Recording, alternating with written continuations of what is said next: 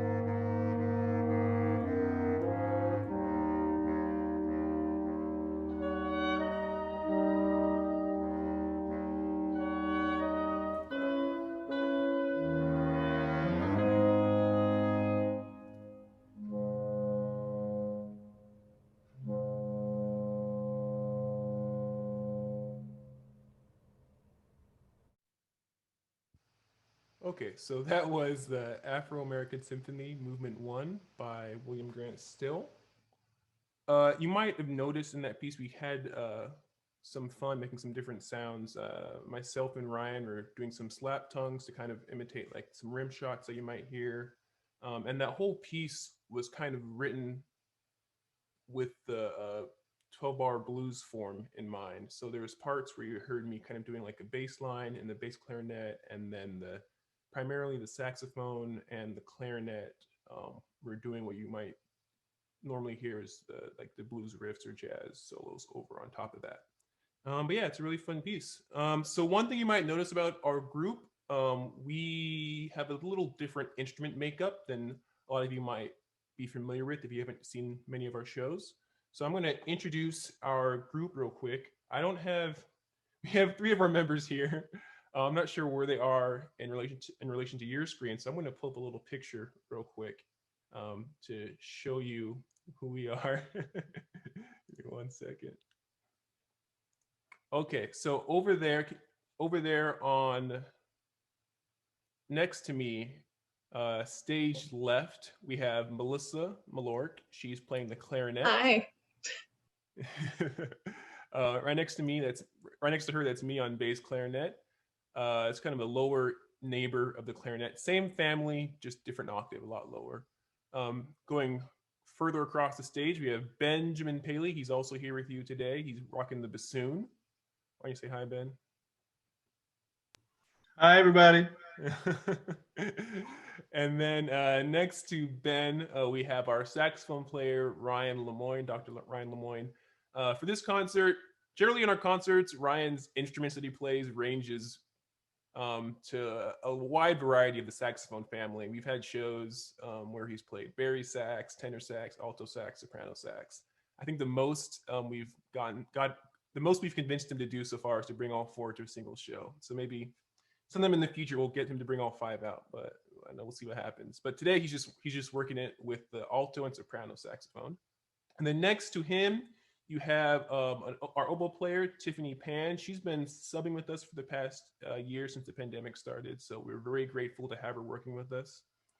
But she's playing oboe and English horn today. And you'll actually hear her do some more English horn on the next tune. So the next song that we're going to perform for you is a piece by, give me 1 second. Is a piece by Samuel Coleridge Taylor. So the Harlem Renaissance began generally say about 1920. So the anniversary of its start was actually last year, but I think it's generally seen as maybe like a 10-year period. So we actually get to the fun treasure of celebrating it for its centenary for the next 9 years. But yeah. So this next composer, Samuel Coleridge Taylor, wasn't actually known in the Harlem Renaissance, but he came before it. And a lot of the work that he did influenced the people that came after him. So as I said, his name is Samuel Coleridge Taylor. He's actually an Afro-British composer. And he was really popular because he was one of the early composers that started utilizing spirituals and slave songs and pieces of that sort in classical music and mixing that with that Western art form. So this next piece is an arrangement of his version of the spiritual "Sometimes I Feel Like a Motherless Child." So he originally wrote it for piano, and it was part of a book called 24 Negro Melodies. This is one of the later ones. I believe it was written in 1919, possibly, if I remember correctly. But basically he took the "Sometimes I Feel Like a Motherless Child" melody and kind of had fun with it, putting it through the piano. And so for our purposes, I arranged it for Reed Quintet, which is the group that we are. So you're going to get to hear us pass that melody around.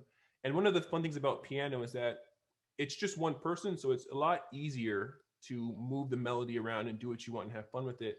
So that's a fun challenge for us as a chamber ensemble to try to be as free and as fluid as if we were all just one piano player. So this next piece we have for you is Samuel Coleridge Taylor's "Sometimes I Feel Like a Motherless Child."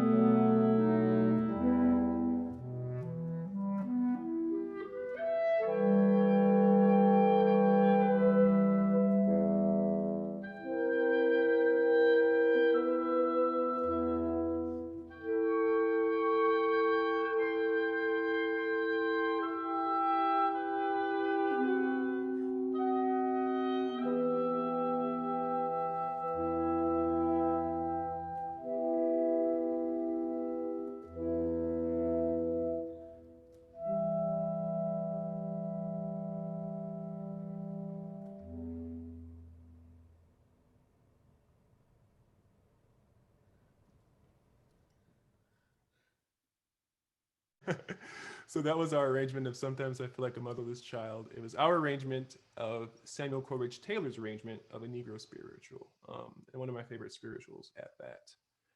We have a couple more songs for you. This next one, we actually had a little fun working with a piece that uses poetry and music.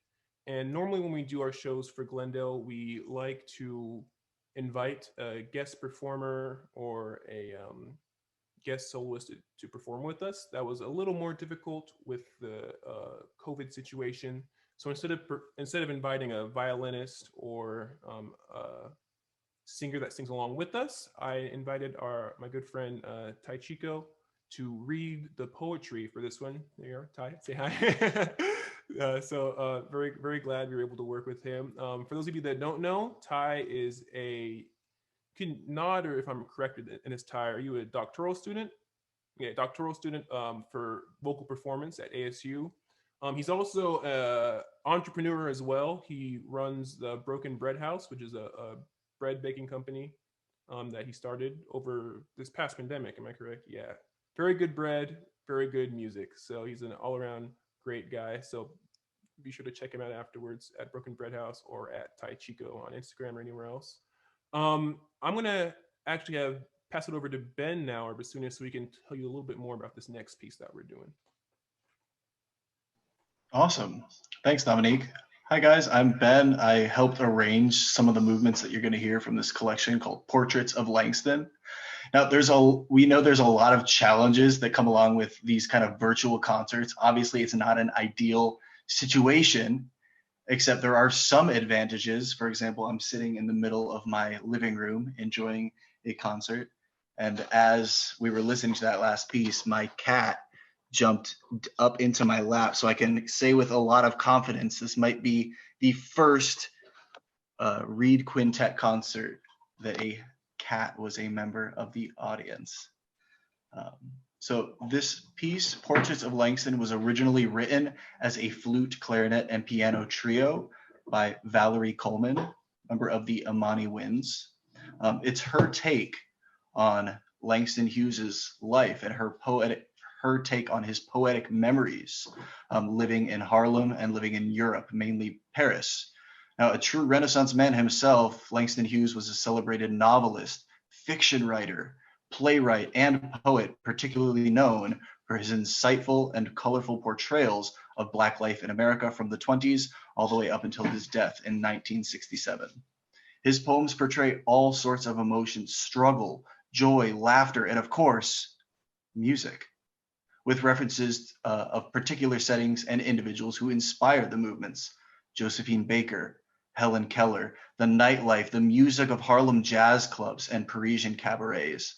And stylistically, this work incorporates lots of different elements that are translated into our woodwind technique: big band swing, cabaret music, mambo, African drumming, and even traditional spirituals. About the piece, Coleman said that she chose to create a musical profile of Langston, not because of who he was in literature, but because of who he was an eyewitness to legends born. So with that, here is Portraits of Langston. Helen Keller.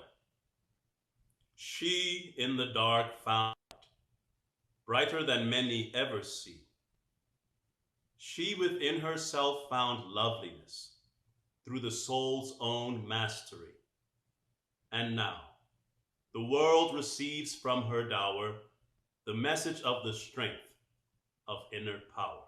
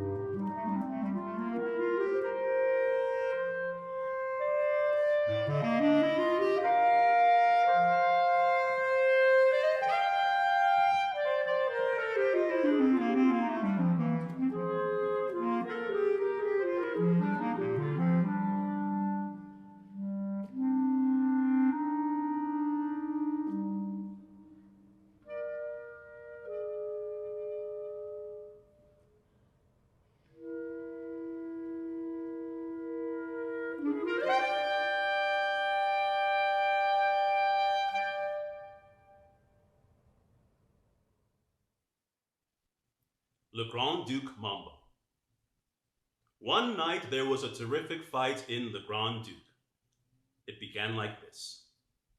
A little French danseuse named Annette was going to have a child. Still, to make a living, she had to come to work every night, dance with the patrons, and drink as much champagne as she could in order to get her commission. But she was not well, and she shouldn't have been there. Of course, if she had had any other way of making a living, she wouldn't have been there. But she didn't have any other way. Feeling badly, no doubt, Annette began to be very spiteful to those clients who didn't think that they could afford another bottle of champagne. So one night, the owner of the place asked her not to come back anymore. He was French, and she was French, and they spoke the same language fluently. So Annette said some very unpleasant things to the owner. He called an attendant to eject her. Annette would not go. The attendant laid hands on her and pushed her, struggling in her satin evening gown, toward the door. As she passed the last table, Annette seized the patron's champagne bucket, ice, bottle, and all, and flung it straight at the proprietor at his cash desk behind the bar. Whereupon the attendant slapped Annette to the floor with one blow of his hand. Then it was that Florence, the famous entertainer, that same Florence who snubbed millionaires nightly, arose from her table near the orchestra to defend the poor little French danseuse in her troubles. Florence wore an evening gown of gold and a spray of orchids in her hair. She swept across the floor like a handsome tigress, blocking the path of the waiters who, at the bidding of the management, rushed to eject the little danseuse. Florence said, "Don't touch that woman. She's a woman and I'm a woman. And can't nobody hit a woman in any place where I work. Don't put your hands on that woman." By that time, the little danseuse had risen from the floor and seized another bucket of ice, which she sent whirling into space. Customers dodged behind tables. The orchestra struck up "Tuck Me to Sleep in My Old Kentucky Home" to drown out the noise. A waiter did lay hands on the danseuse, but Florence laid hands on the waiter. Then the Negro manager laid hands on Florence, and a battle royale began between the women, and those who sided with the women, and the management, and those who sided with the men.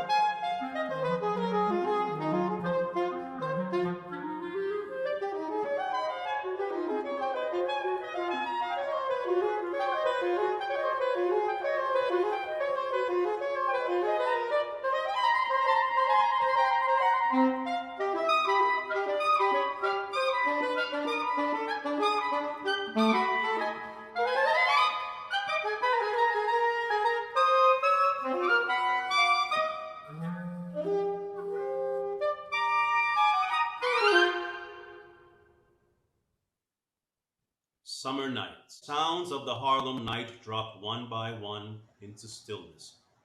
The last player piano is closed. The last Victrola ceases with the jazzy boy blues. The last crying baby sleeps, and the night becomes still as a whispering heartbeat. I toss.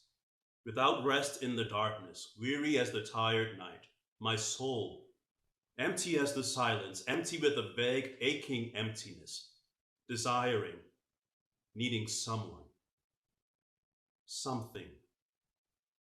I toss without rest in the darkness until the new dawn, wan and pale, descends like a white mist into the courtyard.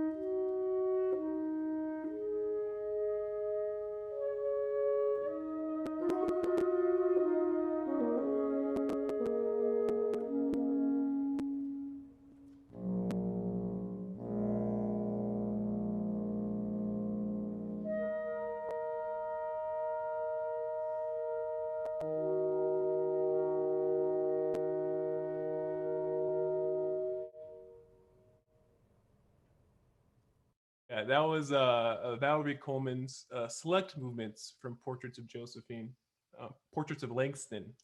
That piece was.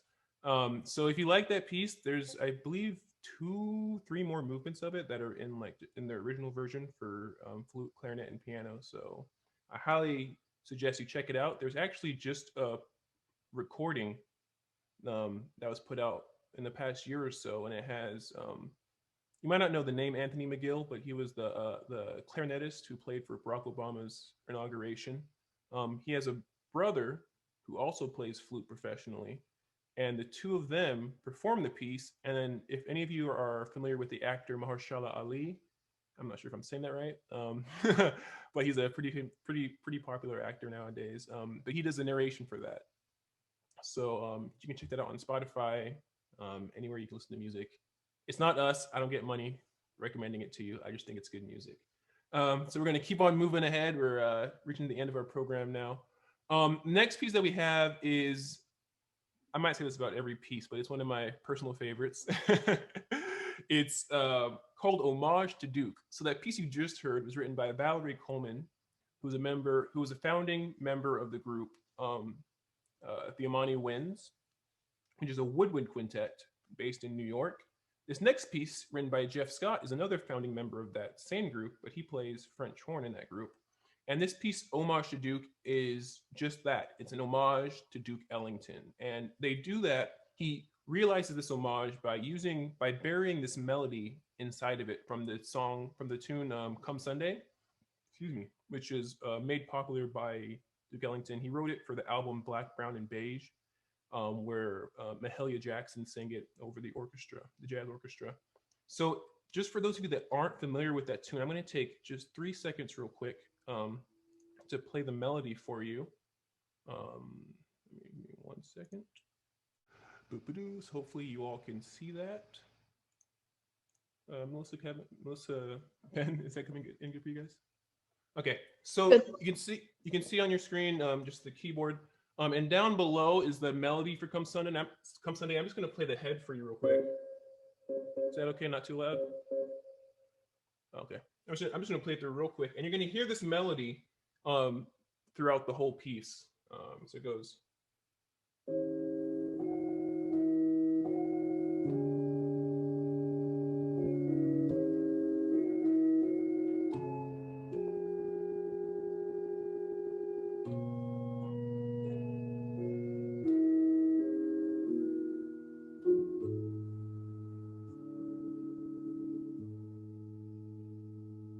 And that's it. I believe he just uses the A section of the melody. There's a whole B section that I'm not going to play. But basically, you're going to hear that, and it's kind of this piece. It can be seen as either a theme and variations or a rhapsody, or but it's really fun how he just takes that melody and transforms it throughout the whole piece. So without further ado, here is Homage to Duke.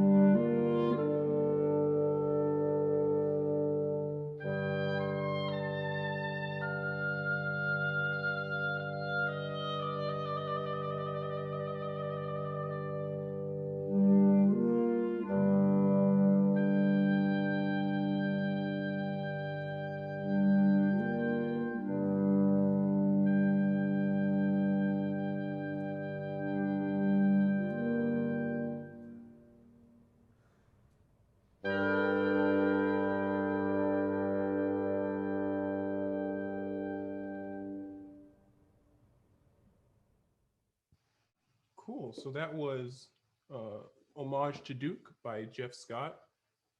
One thing that I think is really interesting is that that piece was originally written by Jeff Scott for woodwind quintet, as I said before. So a woodwind quintet is what people typically see when they see 5 wind instruments on the stage. That's going from left to right.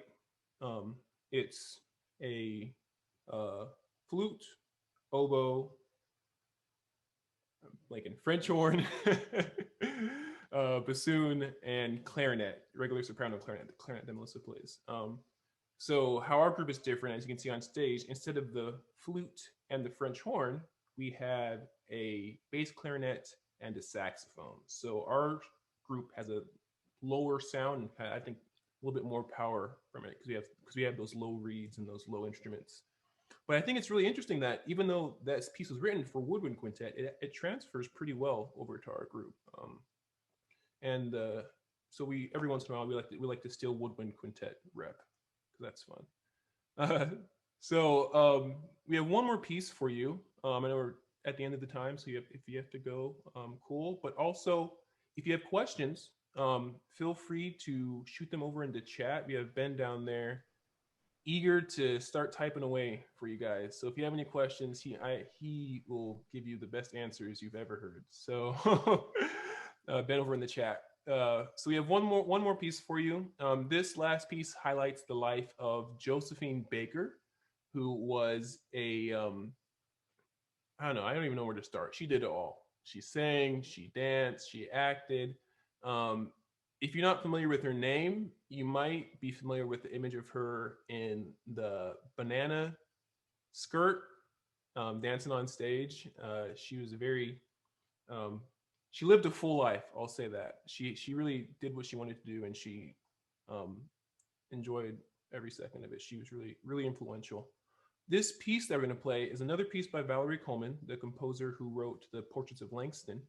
And this piece is in 4 movements. The first one is called Thank You, Josephine. It's kind of a little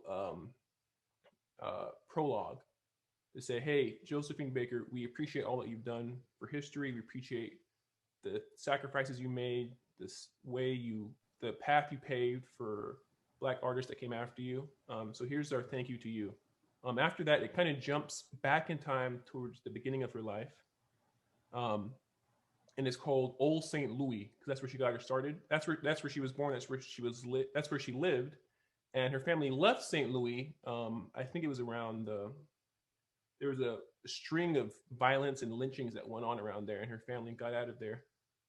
But Old St. Louis kind of shows the fun musical side of St. Louis's music scene. After that, we jump over to a piece called Les Milans, which kind of remembers her at the height of her wealth, or kind of a sad point of her life, where she bought this giant mansion. I believe it was in France,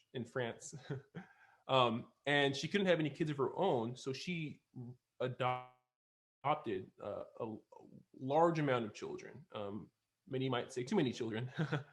And her husband certainly thought so, because he said, if you adopt any more children, then I'm leaving. And she couldn't stop. She had too much love in her heart, and she just kept adopting children.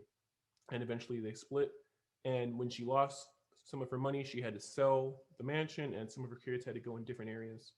So that song is a little more sentimental. And the last song is called Paris 1925. And that piece is just a wild ride. So I want to let you experience that one for yourself. But it's just a lot of fun. So thank you so much for coming. We'll be here at the end for more questions from Ben. If you want to know more about us after the show, feel free to hit us up on Instagram or Facebook at Driftwood Quintet.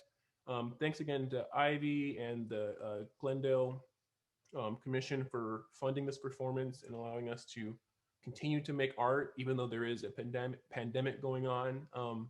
This is the 2nd or 3rd show we've put on for Glendale since the pandemic started, and we still have one more show coming on later in July. We'll be doing a show for featuring female composers from around the world, so that should be really fun. We're going to feature some new music, some old music, and all of it's going to be fun music. But I'm going to stop talking. I'm going to let you enjoy our last piece on this set, Portraits of Josephine.